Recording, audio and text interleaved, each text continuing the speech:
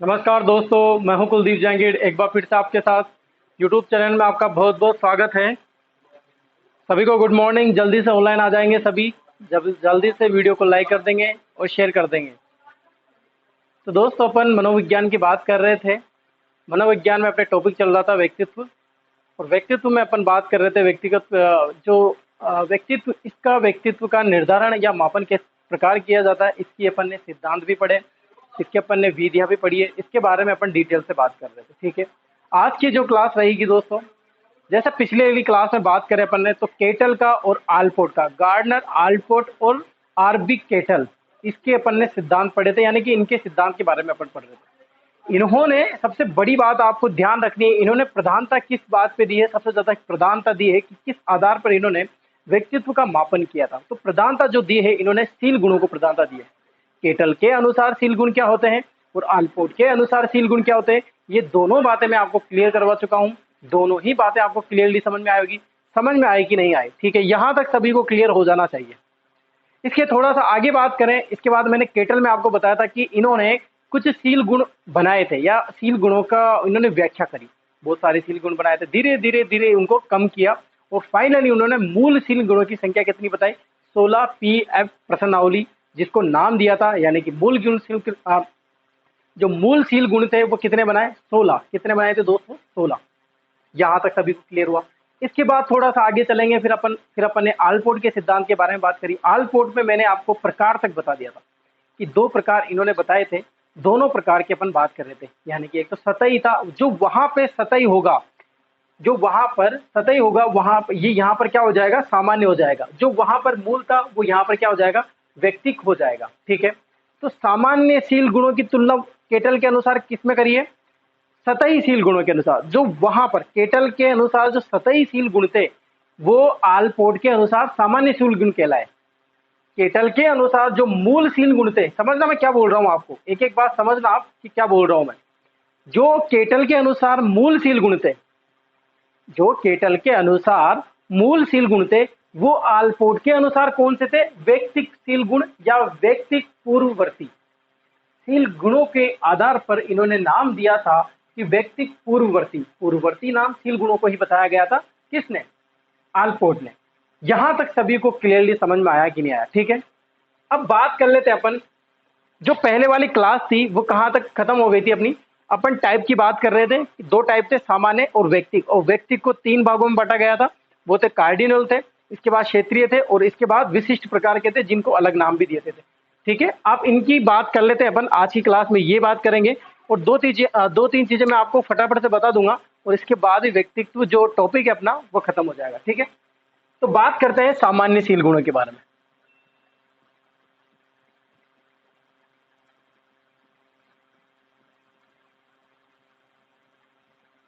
सभी क्लास को लाइक कर देंगे और शेयर कर देंगे। जल्दी से जल्दी क्लास को पहले लाइक करें और शेयर करें, ताकि एक तो है ना, जैसे ही नोटिफिकेशन मिल जाता है आपके पास, उसी टाइम आप शेयर कर दिया करो। ठीक है, सभी को गुड मॉर्निंग। जो न्यू स्टूडेंट आए उनको भी गुड मॉर्निंग।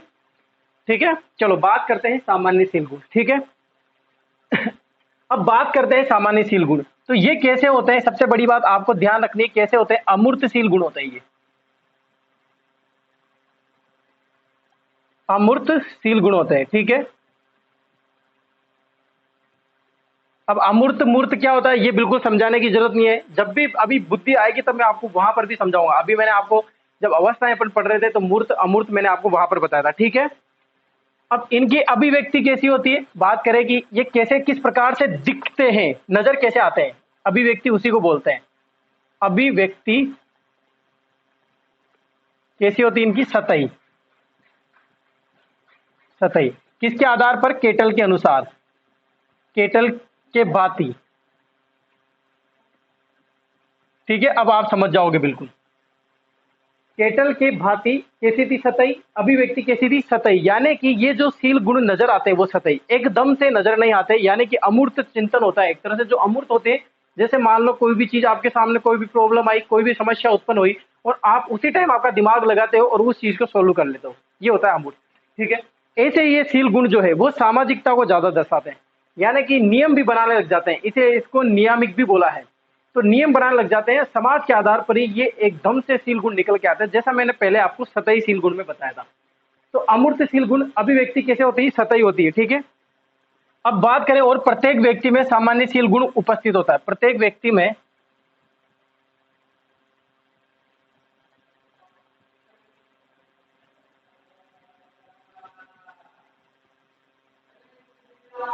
सामान्यशील गुण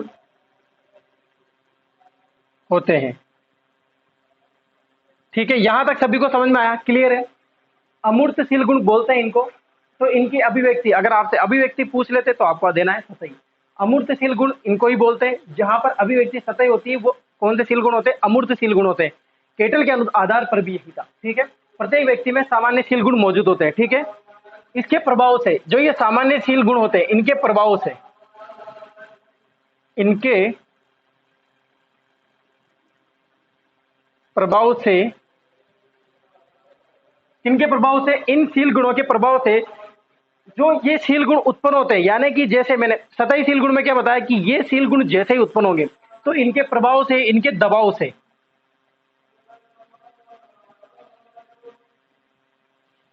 के दबाव से समाज में,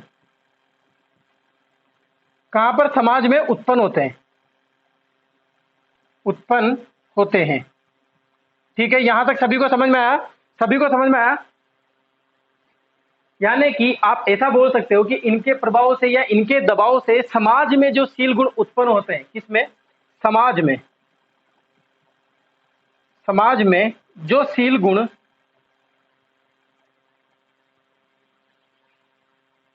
उत्पन्न होते हैं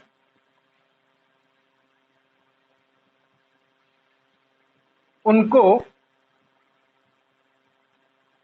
सतही या सामान्य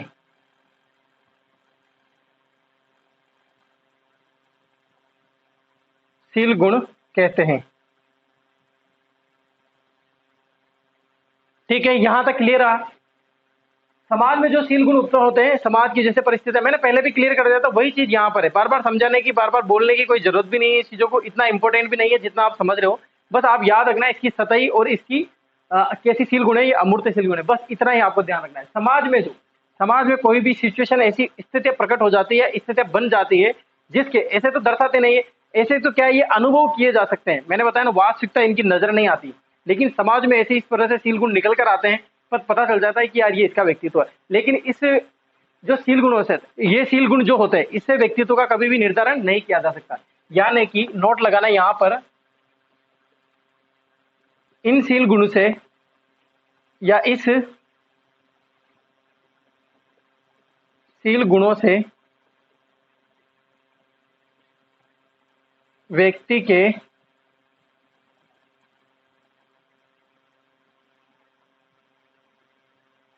व्यक्तित्व का निर्धारण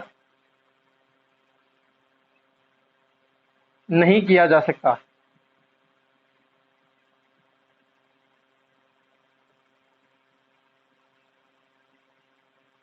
ठीक है। ये इस तरह के सतही शील गुण होते हैं, यानी कि वही सामान्य शील गुण होते हैं, किसके अनुसार, आलपोर्ट के अनुसार। आप स्क्रीनशॉट, सभी को समझ में आ रहा है, क्लियरली समझ में आ रहा है ना, कोई प्रॉब्लम नहीं यहाँ तक। जो पहले केटल के आधार पर बताया वही मैंने यहाँ पर सामान्य, वही नाम बदल दिया सामान्य, और वही चीजें मैंने यहाँ पर बता दी, ठीक है। आप इसका स्क्रीनशॉट ले लीजिए, फिर आगे बात करते हैं।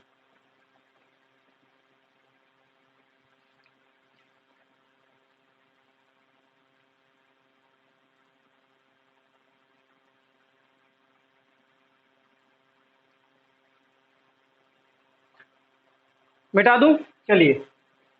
तो ये इस शील गुण के आधार पर व्यक्ति के व्यक्तित्व का निर्धारण नहीं किया जा सकता। अब वो चीज बार बार लिखाने की जरूरत नहीं है कि ये व्यक्तित्व का दिखाई नहीं देते हैं, इनको क्या किया जाता है, अनुभव किया जाता है, जो मैंने आपको पहले बता दिया था, जो सारी चीजें पहले क्लियर कर दी थी, ठीक है। अभी जैसे इनके एग्जाम्पल की बात करें कि क्या क्या चीजें होती है, जैसे सामाजिक, सामाजिक अनुरूपता,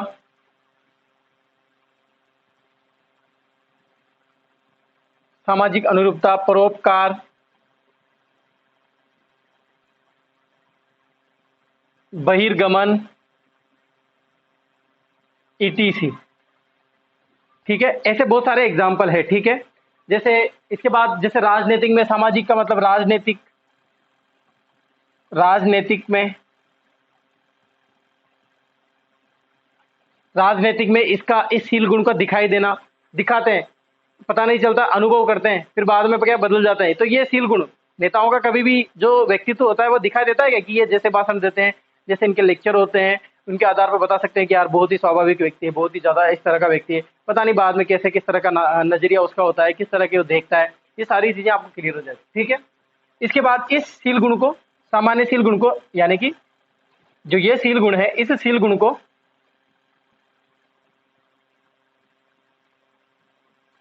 क्या बोलते हैं, दूसरा नाम मैंने क्या बताया था, नियामिक या फिर नियम मानवेसी, नियम मानवेसी भी बोल सकते हैं इसको, शील गुण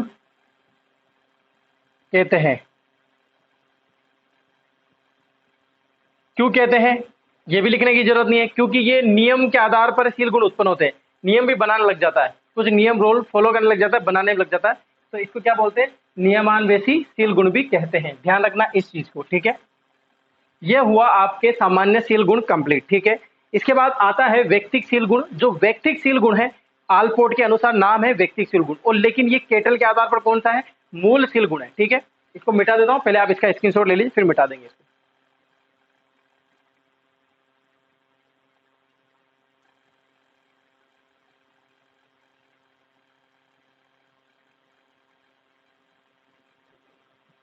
मिटा दूं, चलिए।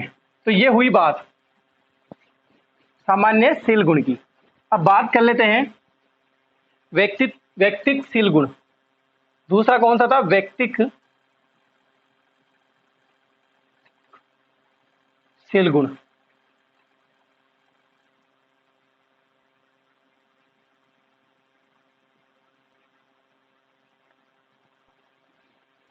यही मूल शील गुण है, यानी कि इसके आधार पर छोटी सी चीजें, बिल्कुल लिखाने की चीजें समझ में आ गया होगा पहले। इसके आधार पर व्यक्तित्व का निर्धारण होता है, अर्थात ये क्या होते हैं, बहुत अधिक व्यापक होते हैं,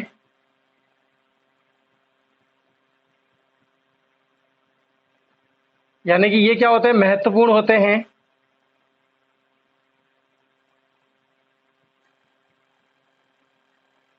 ये सब चीजें होती है। यानी कि इसको क्या बोल सकते हैं, मूल होते हैं, मूल शील गुण होते हैं।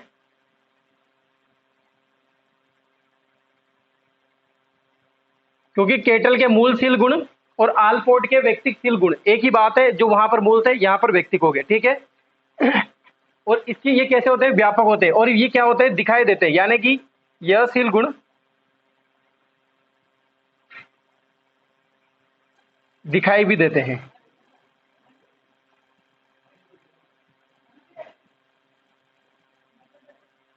क्या बोलते हैं, ये शील गुण दिखाई देते हैं, यानी कि जैसे आप इनको देखोगे, ये प्रदर्शन, आप जैसे सतही शील गुण होते हैं वो तो इनके अंदर मौजूद है ही, लेकिन ये शील गुण जो होते हैं जिनमें मौजूद होते हैं, ये दिखाई देते हैं, उनमें ये कार्य भी उस तरह से करते हैं ताकि इनके व्यक्तित्व का निर्धारण किया जा सकता है। आप एकदम से इनके पास जाओगे तब भी ऐसा बिहेवियर करेंगे, दिखावटी नहीं होंगे, ऐसा बिहेवियर नजर आएगा इनके सामने कि बिल्कुल आपके सामने देखने से, बात करने से, इनको चेक करने से, कहीं भी आप कैसी भी टेक्नोलॉजी अपना लो, लेकिन ये जो शील गुण इनमें मौजूद होते हैं, इस तरह के व्यक्तिक शील गुण, तो ये क्या होते हैं, व्यापक होते हैं, बहुत ही ज्यादा इनका क्षेत्र क्या होता है, बड़ा होता है। ठीक है, बहुत सारी बड़ी चीजें होती हैं इनमें, बड़े बड़े प्रकार के शील गुण होते हैं। इनसे क्या है कि श्रेष्ठ बनने की भावना उत्पन्न होती है। जो व्यक्ति में इस प्रकार के शील गुण पाए जाते हैं ना, ये इस प्रकार के व्यक्तित्व वाले व्यक्ति बहुत बड़े बनते हैं, यानी कि बहुत बड़ा व्यापक होता है, इनकी बहुत लंबी सोच होती है, इस तरह के पाए जाते हैं। ठीक है, और बात करें इन व्यक्ति के शील गुण को, व्यक्ति जो शील गुण है, छोटी सी चीज लिखानी है, जो ये शील गुण है इनको ही क्या बोला था, पूर्ववर्ती बोला था, पूर्ववर्ती भी कहा। अब बात किसकी कर रहे हैं अपन, आलपोर्ट की कर रहे हैं, तो किसने कहा था, आलपोर्ट ने।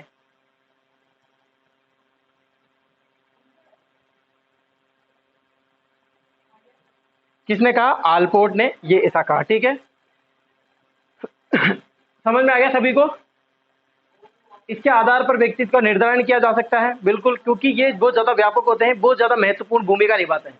ठीक है, मूल शील गुण भी होते हैं केटल के अनुसार।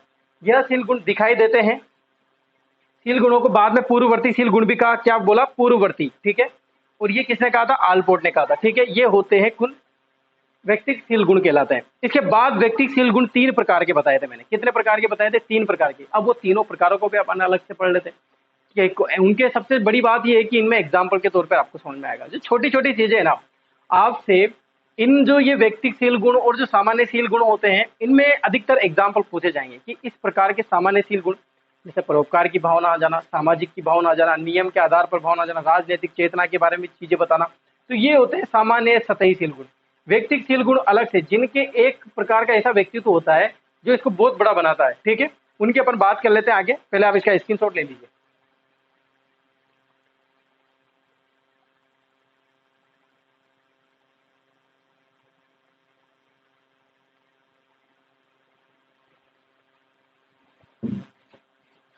ठीक है, चलो यहां तक कंप्लीट हुआ, सभी को समझ में आया? सभी को समझ में आ रहा है यहां पर?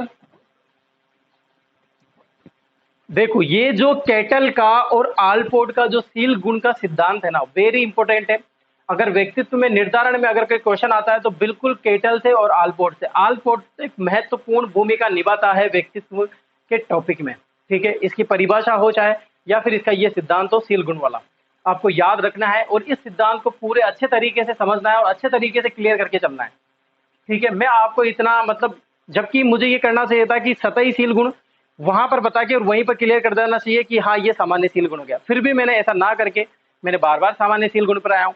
वहीं पर मैं जिस मूल शील गुण और व्यक्तिक शील गुण दोनों बता देने चाहिए कि हाँ यही व्यक्तिक होते हैं और यही मूल गुण होते हैं, फिर भी मैंने उनको अलग पढ़ाया। ये इसलिए कर रहा हूं मैं ताकि आपको याद रहे, आप भूल ना जाओ। ठीक है, अब बात कर लेते हैं। इनके प्रकार थे 3, जिसमें पहला आता है ए वाले कार्डिनल, वेरी इंपॉर्टेंट, कार्डिनल शील गुण।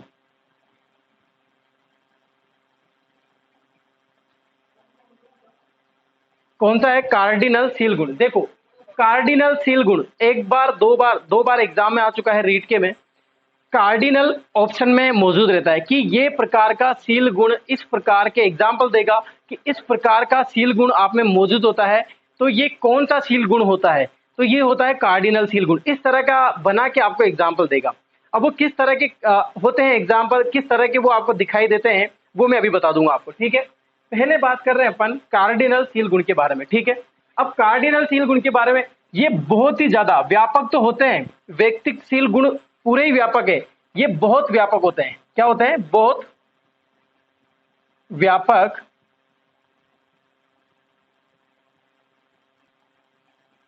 शील गुण होते हैं। क्या होते हैं? बहुत व्यापक शील गुण होते हैं।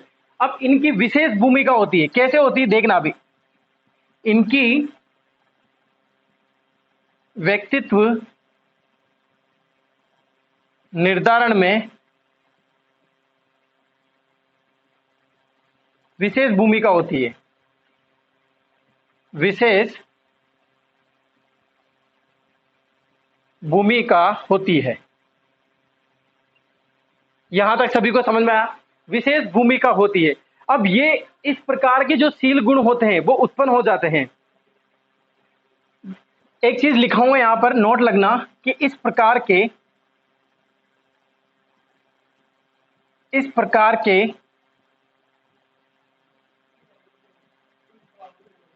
शील गुण व्यक्ति में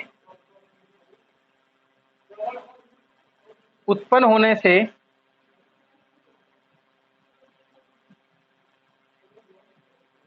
व्यक्ति विख्यात हो जाता है।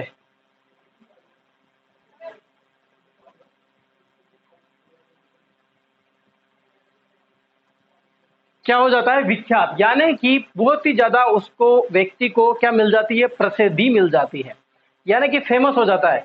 किस प्रकार के? जैसे जैसे मैं बताता हूं आपको, जो एग्जाम में पूछा गया था।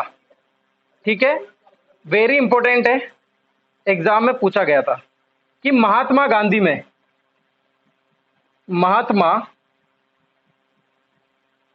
गांधी में अहिंसा अहिंसा नामक शील गुण का होना। समझ में आया सभी को? देखो, कार्डिनल शील गुण कौन सा हुआ? अहिंसावादी शील गुण। गांधी जी जो है वो हमेशा कार्य किया करते थे अहिंसा से, यानी कि वो उनका यही था कि अपन को जहां तक हो पूरा हिंसा से काम नहीं करना है। किससे काम करना है? अहिंसा से। बिना लड़ाई झगड़े के अगर काम बन जाता है तो उस पर पूरा टारगेट, उस पर ज्यादा फोकस होता था उनका। तो ये जो अहिंसावादी जो शील गुण, ये हो गया एक शील गुण, यानी कि ये व्यक्तित्व को दर्शा रहा है, उसके व्यक्तित्व को, ठीक है, गांधी जी के व्यक्तित्व को। तो ये अहिंसावादी शील गुण होने, अब गांधी जी क्या हो गया? विख्यात हो गए। तो ये विशेष भूमिका निभाता है इन शील गुण का होना। ऐसे व्यक्तित्व निर्धारण में विशेष भूमिका होती है। ये अगर उत्पन्न हो जाते हैं तो व्यक्ति क्या हो जाता है? विख्यात हो जाता है, फेमस हो जाता है, प्रसिद्ध प्राप्त कर लेता है। महात्मा गांधी जी में अहिंसा नामक शील गुण का होना, ये एग्जाम में पूछा गया है कि महात्मा गांधी में अहिंसावादी शील गुण का होना क्या कहलाता है? तो क्या कहलाता है? कार्डिनल शील गुण का होना कहलाता है। एग्जाम में ऐसे ही ऑप्शन देंगे, कार्डिनल, सामान्य, व्यक्तिक और फिर एक विशेष दे देंगे, जिसमें आपको आंसर लगाना है कार्डिनल। ठीक है, जब अपन इनके एग्जाम्पल की बात करेंगे या फिर क्वेश्चन की बात करेंगे ना, तब वहां पर मैं आपको बताऊंगा। ठीक है, तो ये आपको समझ में आया। जैसे और बात करें, जैसे उत्तर कोरिया का अभी राष्ट्रपति कौन है? Kim Jong. कौन है? Kim Jong. कौन है? याद है सभी को? किम जोंग बहुत ही फेमस राष्ट्रपति है। बार बार जैसे ही अखबार में आ जाता है नाम प्रसिद्ध हो जाता है, इतना जबरदस्त फेमस हो रहा है। अभी उसने हाइड्रोजन बम का निरीक्षण वो प्रशिक्षण कर लिया था कि हमारे पास हाइड्रोजन बम है। अब धमकियां देता रहता है, अमेरिका को धमकी देगा, सभी को धमकी देता है, दक्षिण कोरिया को धमकी देगा, चीन को धमकी देगा कि आओ हमसे भिड़ो, अगर हमसे भिड़ोगे तो हम हाइड्रोजन बम फेंक देंगे आपके ऊपर। इस तरह की अब धमकी दे। तो किम जोंग में जो एक शील गुण मौजूद है वो क्या है? किम जोंग में एक तानाशाही शील गुण का होना, ये भी समझ में आया। तो तानाशाही तो करता है वो लोगों को, वहां पर जो कानून बनाए गए हैं जो लोगों के प्रति, अगर मान लो किंग जोंग के विरोध में अगर कोई एक लड़का भी या एक लड़की भी अगर कोई विरोध में कोई बात बोल देता है ना, तो किंग जोंग डायरेक्ट ऑर्डर दे देते हैं कि इसको उड़ा दो। इतनी जबरदस्त तरीके से तानाशाही चल रही। तानाशाही इतनी जबरदस्त है कि किंग जोंग के बाद जो बनने वाली है वो इसकी सिस्टर ही बनेगी वहां की राष्ट्रपति, क्योंकि इसने पूरे उत्तर कोरिया को अपने अंडर में ले लिया है और इतना जबरदस्त तरीके से तानाशाही करता है। ये वहां पर हुकूम चला रखा है, हुकूमत चलती है बिल्कुल किम जोंग की। देखा होगा बीच में गायब हो गया था, ऐसा लग गया कि हाँ बीमार चल रहा है, मरने वाला है, बिल्कुल नहीं, लेकिन फेमस होने के लिए। तो किम जोंग में किस प्रकार का शील गुण मौजूद है? तानाशाही। ऐसे ही महात्मा गांधी में अहिंसा। और अगर बात करें, जैसे आपको अगर यहां तक भी क्लियर नहीं हुआ तो मैं एक और एग्जाम्पल देता हूं। जैसे हरिश्चंद्र में हरिश्चंद्र राजा हरिश्चंद्र में सत्यता सत्यता या ईमानदारी शील गुण का होना, कौन सा शील गुण मौजूद था उनमें? राजा हरिश्चंद्र ने सत्यता और ईमानदारी। आपको पता होगा राजा हरिश्चंद्र की पूरी कहानी आपको पता होगी कि राजा हरिश्चंद्र ने अपनी ईमानदारी और सत्यता के लिए अपना राजपाट त्याग दिया था, आपका सब कुछ त्याग के बिल्कुल एक गरीब बिल्कुल एक निहत्थे की तरह अपने व्यवहार कर रहे थे। पूरा मतलब पूरा सब कुछ त्याग के बिल्कुल दर भटकते रहे थे, सिर्फ ईमानदारी और सत्यता के कारण। कभी झूठ नहीं बोला, कभी एक तिनके की एक बाल जितनी भी इन्होंने ईमानदारी मतलब बेईमानी नहीं करी। तो ये इनमें क्या था? एक मोस्ट इंपोर्टेंट शील गुण था, इसके कारण ही ये विख्यात हुए, प्रसिद्धि इनको प्राप्त हुई। क्लियर हुआ कि नहीं हुआ? वेरी इंपॉर्टेंट है कार्डिनल शील गुण। इतना बताने के बाद, इतना एग्जाम्पल देने के बाद आपको क्लियरली समझ में आ जाना चाहिए कि कार्डिनल शील गुण किस तरह के होते हैं। ये मैंने कुछ एग्जाम्पल आपको दिए हैं जो एग्जाम में आ चुके हैं, पहले रीट का या सीटेट का एग्जाम हो उसमें आ चुके हैं, अपन बात कर लेंगे आगे उसके बारे में। तो वहां पर ये आ चुके हैं। अब आपसे अगर कोई एक ऐसे वर्ड शील गुण से जो आपको दिखाई दे एग्जाम में आ जाए, वो जो प्रसिद्धि प्राप्त होती हो, या फिर जैसे सत्यता आ जाए, ईमानदारी आ जाए, बेईमानी आ जाए, जिसे भी प्रसिद्धि मिलती है, क्योंकि बहुत से लोग ऐसे जिन्होंने प्रसिद्धि भी कायरता से लेके कर ली है। कायरता उन्होंने दर्शाकर प्रसिद्धि प्राप्त कर रखी, लेकिन किसी न किसी कारण से मर्डर करके, लोगों का मर्डर करके भी वो दुनिया में फेमस हुए, प्रसिद्धि प्राप्त करी है। तो वो भी एक क्या है, एक अलग तरह का सील गुण है, जिसको कार्डिनल सील गुण, जो थोड़ा सा अलग करता है, लोगों को विशेष भूमिका निभाता है व्यक्तित्व में। ठीक है, यहाँ तक सभी को क्लियर हुआ? क्लियर हो गया हो तो बिल्कुल आप लिख लीजिए। इसके बाद अपन नेक्स्ट 2 और 3 और बचे, इसके बाद टॉपिक को खत्म करेंगे। ठीक है,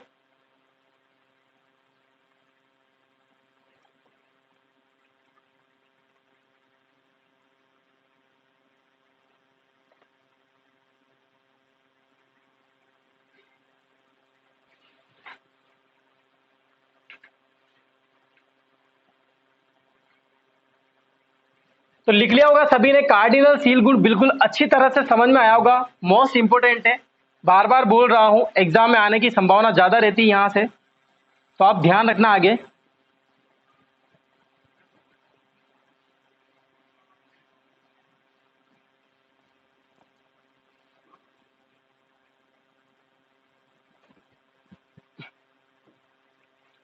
दूसरे नंबर की बात करें अपन, जो बी है, इसका बी, इसका ए तो हो गया कार्डिनल, और इसके बी की बात करें, केंद्रीय सील गुण। यानी कि ये भी कुछ प्रकार के सील गुण होते हैं, केंद्रीय प्रकार के सील गुण मौजूद होते हैं। इससे ही व्यक्तित्व का निर्धारण किया जा सकता है। सर्वाधिक व्यक्तित्व का निर्धारण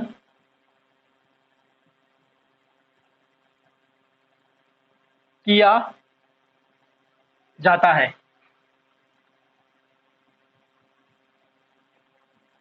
ठीक है, ज्यादा व्यापक नहीं होते, बहुत अधिक व्यापक तो है ही सही, बहुत अधिक।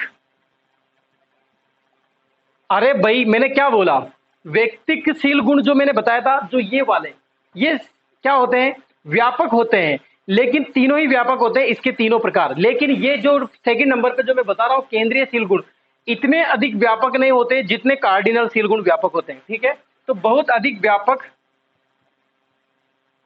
नहीं होते।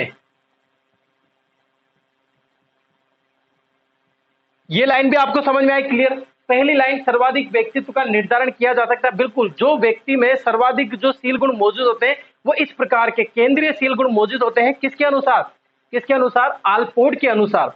बहुत अधिक मात्रा में पाए जाते हैं, बहुत अधिक व्यक्तियों का निर्धारण कर सकते हैं, लेकिन ज्यादा व्यापक नहीं होते। कुछ समय के लिए रहते हैं, फिर बाद में हो सकता है उसको वो सील गुण गायब हो जाए, कुछ के लिए आएंगे फिर बाद में गायब हो जाए, मतलब टेम्पररी नहीं है। जैसे गांधी जी में अहिंसावादी, इन्होंने कभी छोड़ा नहीं। हरिश्चंद्र ने सत्यता को कभी छोड़ा नहीं। किम जोंग ने कभी तानाशाही को छोड़ा नहीं। यानी कि ये सारी चीजें उनमें मौजूद है और हमेशा रहेगी। समझ में आ रहा है ना मैं क्या बोल रहा हूं? व्यापक का मतलब क्या होता है कि व्यापक एक क्षेत्र बड़ा होता है, जो टेम्पररी नहीं रहता है, हमेशा के लिए रहता है। गांधी जी अगर अहिंसा को छोड़ देते या अहिंसा को छोड़ के लड़ाई के मार्ग पे आ जाते या फिर उग्र हो जाते, तो आप मुझे ये बताइए कि अहिंसा में क्या गांधी जी का एग्जाम्पल कभी आ सकता था? क्या नहीं आ सकता था? अहिंसावादी गांधी जी का ही नाम। आप अहिंसा बोल के देखिए एक बार आप अहिंसा बोलोगे तो बिल्कुल आपके दिमाग में अपने आप गांधी जी आ जाएंगे। आप सत्यता और ईमानदारी का पाठ बोल के देखिए, बिल्कुल आप सत्यता और ईमानदारी का पाठ लेकर बोलोगे तो बिल्कुल आपके दिमाग में क्या आ जाएंगे, आपका दिमाग क्या चलेगा, बिल्कुल आप सत्यता और ईमानदारी के लिए आप बिल्कुल राजा हरिश्चंद्र के पास चले जाओगे अपने आप ही। क्योंकि जिसको अगर स्टोरी पता है, जिसको कहानी पता है, जिसको अगर पात्र पता है ना इनके, तो बिल्कुल आपका ध्यान वहीं जाएगा। अगर आपके सामने कोई पड़ोसी है या कोई ऐसा है जिसने कोई सील गुण इतना जबरदस्त तरीके में मौजूद था और उससे वो पूरा राजपाट कर रहा है वहां पर या जबरदस्त तरीके से चला रहा है, तो बिल्कुल अगर वो चीज आते हैं तो आप बोल देते हो ना कि क्या ऐसे, मान लो कोई व्यक्ति बहुत ज्यादा दारू पीता है, आपके रिश्तेदार में कोई दारू पीता है, तो जैसे आपका घर का सदस्य कोई एंडी वेंडी बातें करने लग जाता है या अलग तरह की बातें, तो आप एग्जाम्पल देके क्या बोलते हो, अरे क्या उसकी तरह बनेगा क्या? क्योंकि आपने क्या सोचा कि ये जो दारू वाला सिस्टम है ये सिर्फ मेरा पड़ोसी या फिर मेरा कोई रिश्तेदारी करता है या हमारी फैमिली वाला वही करता है बस, तो आप डायरेक्ट उसका एग्जाम्पल वहां लेके जाओगे। तो वो एक कार्डिनल सील गुण उनमें मौजूद होता है जिसके कारण ये कार्य कर रहा है वो। ठीक है, तानाशाही आप बोलोगे तो बिल्कुल जर्मनी के उस हिटलर को याद करोगे। आप किसको याद करोगे? हिटलर की तरह तानाशाही। किसको? हिटलर की तरह। किंग जोंग का नाम मैंने इसलिए बताया क्योंकि किंग जोंग भी अभी जो कर रहा है तानाशाह कर रहा है। आप न्यूज़पेपर में कहीं पे पेपरों में देखोगे या टीवी में देखोगे तो बिल्कुल तानाशाही लिखा था अभी। लेकिन सबसे ज्यादा तानाशाही किसने करी थी? जर्मनी के हिटलर ने, जिसने अपनी हुकूमत करी थी काफी टाइम तक, जो एक बड़े बड़े वादे करके आया था कि मैं आपके जर्मनी को इससे बना दूंगा, जर्मनी को वैसे बना दूंगा, यहाँ पर ये हो रहा है, यहाँ पे वो हो रहा है, मुझे शासन का मौका दीजिए, मुझे यहाँ पर कार्य करने की मौका दीजिए, मैं आपको कहाँ से कहाँ ले जाता हूँ। लेकिन जैसे ही लोगों ने वहां पर इसकी बातों का क्या किया, विश्वास किया और उनको वहां पर बिठाया, तो जर्मनी के जो हिटलर थे उन्होंने तानाशाही शुरू कर दी और अपना हुकूमत जमाने की कोशिश कर दी, और तानाशाही कहलाए दुनिया के सबसे नंबर 1। ये होता है यहाँ पर। लेकिन ये जो केंद्रीय शील गुण है ये कुछ टेम्परेरी होते हैं, हो सकता है खत्म भी हो जाए, बाद में आ जाए, फिर फिनिश हो जाए, फिर बाद में, लेकिन वो नहीं होंगे जैसे कार्डिनल में होते हैं। ठीक है, सर्वाधिक क्लियर हुआ ना सभी को? इतना डीपली, इतना एक्सप्लेन करके मुझे नहीं लगता कि अब इससे ज्यादा क्या समझाऊं मैं कि आपको समझ में नहीं आए। बिल्कुल क्लियरली समझ में आ जाना चाहिए, कोई भी ऐसी डाउट नहीं रखना चाहिए। अगर फिर भी आपके डाउट है तो बिल्कुल मेरे नंबर आपको दिखे हुए, व्हाट्सअप कीजिए, अभी मुझे कमेंट कीजिए, अभी मुझे बताइए आपकी प्रॉब्लम, बिल्कुल मैं आपको क्लियर करूंगा। ठीक है, कोई समस्या हो तो बताना। ठीक है, तो बहुत अधिक व्यापक नहीं होते। और बात करें कि केंद्रीय शील गुण हर प्रत्येक व्यक्ति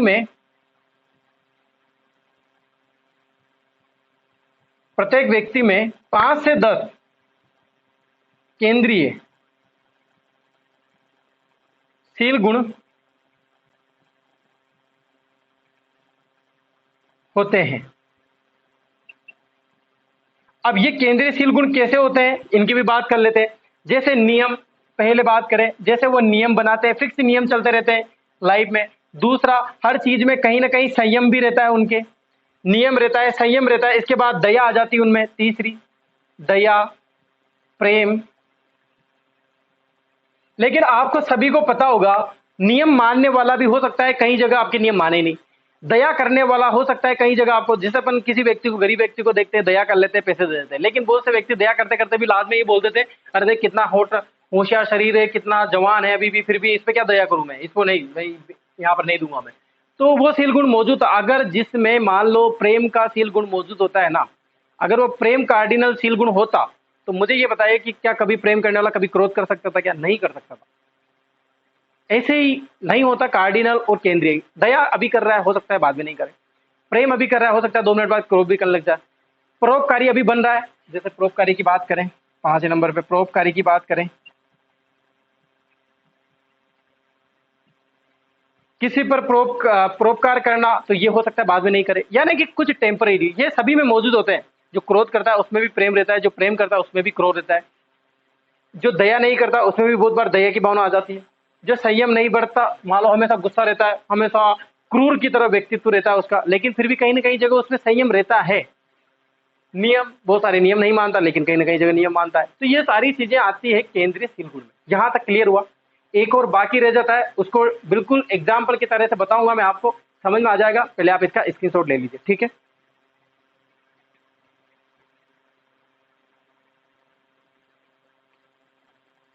तो सभी को क्लियरली समझ में आ जाना चाहिए।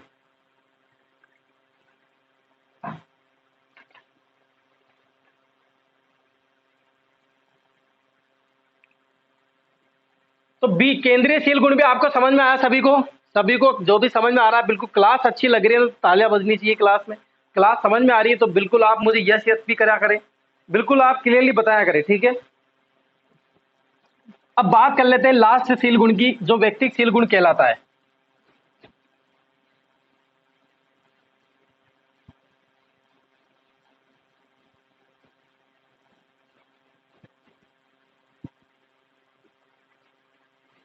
तीसरा आता है सी, सेकंड नंबर का सी, ठीक है,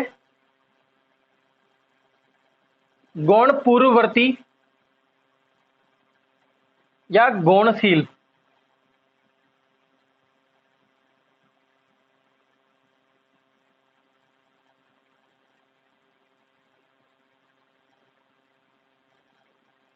ठीक है, यहां तक सभी को है। देखो, अब ये बहुत ज्यादा, ये भी व्यापक नहीं होते, ज्यादा व्यापक नहीं होते, मतलब व्यापक नहीं होते। इनका क्षेत्र बात करें कि इनका क्षेत्र कैसा होता है, ये भी बड़ा ज्यादा बड़ा नहीं होता।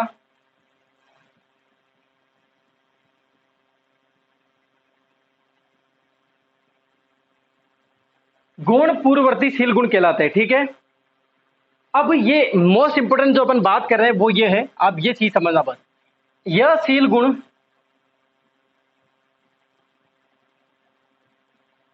जिस व्यक्ति में होता है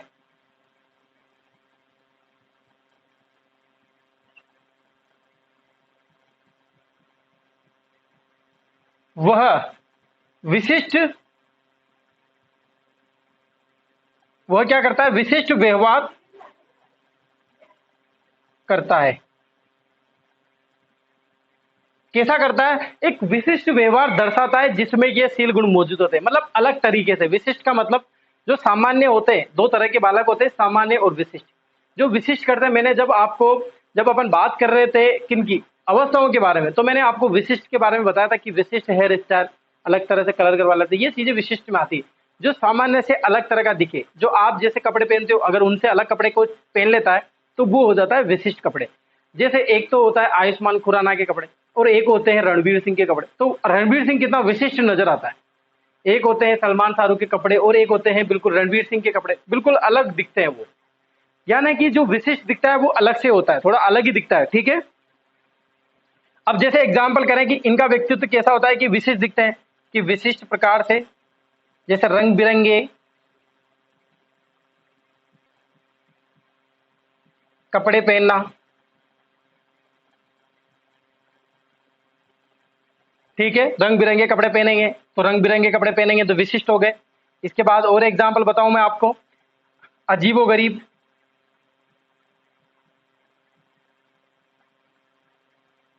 हेयर स्टाइल अपनाना,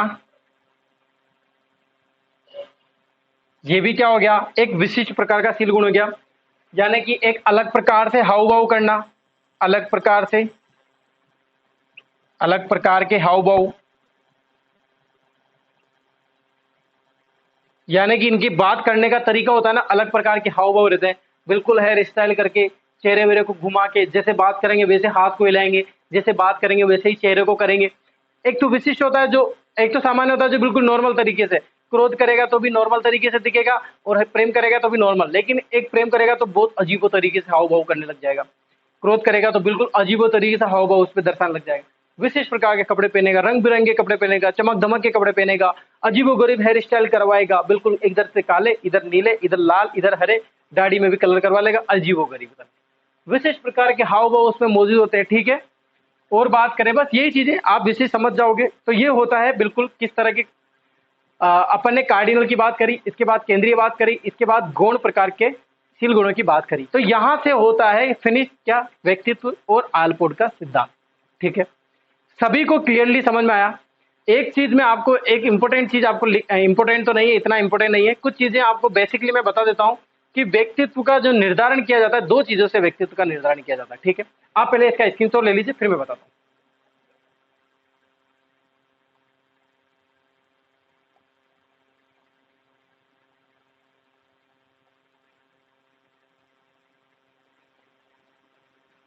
तो लिख लिया सभी ने?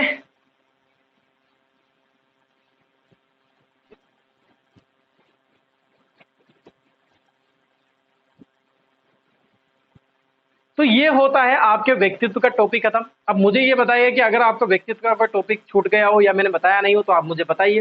सारा लगभग मेरे अनुसार सब कुछ हो गया है जो व्यक्तित्व में आपसे पूछते हैं। व्यक्तित्व की विधियां हो गई, व्यक्तित्व के सिद्धांत हो गए, व्यक्तित्व से जो भी रिलेटेड सारी चीजें थी वो हो गई। मैंने दो सिद्धांत आपको बताने थे, वो बाद में मैंने आपको बताया कि जैसे अब्राहम मास्लो का जो सिद्धांत आएगा वो मैं आपको बाद में बताऊंगा, अभिवृत्ति में, एटीट्यूड में। ठीक है, एप्टीट्यूड में, तो वहां पर अपन उसकी बात कर लेंगे। ठीक है, आप उसकी चिंता ना करें। बात कर लेते हैं व्यक्तित्व मापन की। जैसे व्यक्तित्व का निर्धारण किया जाता है, एक चीज आप देख लेना ऐसे, व्यक्तित्व का निर्धारण, जैसे व्यक्ति का निर्धारण कर रहे हैं तो उसके कारक होते हैं, प्रभावित करने वाले कारक। क्या होते हैं? प्रभावित करने वाले कारक। प्रभावित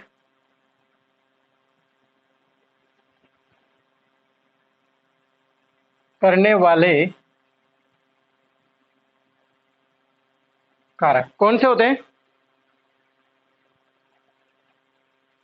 प्रभावित करने वाले कारक है ये। ठीक है, अब ये प्रभावित करने वाले कारक है तो कौन कौन से होते हैं प्रभावित करने वाले कारक? लगभग दो हो सकते हैं बस। लगभग कितने हो सकते हैं? दो हो सकते हैं। पहले की बात करें और दूसरे की बात करें। पहले की बात करें तो बिल्कुल वंशानुक्रम वाले हो सकते हैं, और दूसरी बात करें, पहले क्या हो जाएंगे वंशानुक्रम वाले और दूसरे आ जाएंगे वातावरण कारक, वातावरणीय या वातावरण कारक। ठीक है, ये दो कारक हो सकते हैं। वंशानुक्रम की बात करें, जैसे शरीर रचना बताया मैंने, शरीर रचना, वंशानुक्रम जैसी बुद्धि होगी, अंतःस्त्रावी, ग्रंथियां, इससे क्या करता है, प्रभावित करता है व्यक्ति से। ठीक है, छोटी सी चीजें। वातावरणीय बात करें, जैसे वातावरण के अनुसार बात करें, जैसे परिवार का वातावरण, परिवार का वातावरण, समाज का वातावरण, ये वातावरण में आता है। राजनीतिक क्षेत्र, राजनीतिक क्षेत्र, नियमिक, ये सारी चीजें किस में आती है, वातावरणीय कारक में। ठीक है, जैसे आप मान लो कोई भी सभ्यता है, सभ्यता है,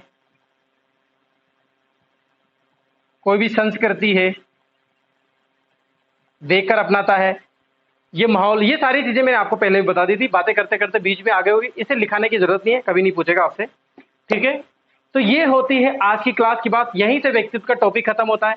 इसी यूनिट में अगर कोई चीज बची हुई तो नेक्स्ट टाइम पे अपन बात करेंगे, फिर नेक्स्ट यूनिट की अपन बात करेंगे। आज की क्लास अगर सभी को अच्छी लगी हो तो वीडियो को लाइक कीजिए, शेयर कीजिए। बहुत बहुत धन्यवाद, धन्यवाद सभी को।